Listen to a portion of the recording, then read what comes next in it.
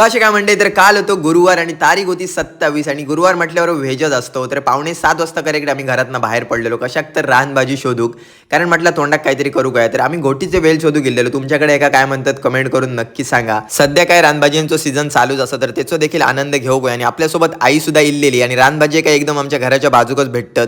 कोकणात राहतो ह्यो सगळ्यात मोठा फायदा असा की रानभाजी एकदम घराच्या बाजूक मिळतात. तर भाजी आणल्यानंतर धुवून घेतल्यान आणि भाजी काढलं तेव्हा काही जून भाग देखील इल्लेलो तो आईन कट करून घेतले आणि त्यानंतर भाजी चिरूक स्टार्ट केल्यान. तर आजचा सेटअप असो असा एवढे मसाले आणि फोडणीसाठी एवढा सगळा साहित्य लागताला. त्यानंतर कांद्याक मस्त फोडणी दिली आणि त्याच्यानंतर ही भाजी करताना आतमध्ये काय नाही काहीतरी कडधान्य घालूचंच असता, त्याच्याशिवाय टेस्ट लागणार नाही. आमच्याकडे तर अशीच करतात. नंतर आतमध्ये भाजी टाकल्यान आणि ढवळूक चालू केल्यान. तर मंडळी याच्यानंतर आपण टाकूचा त्याच्यात पाणी आणि पाणी टाकून शिजत ठेवची भाजी.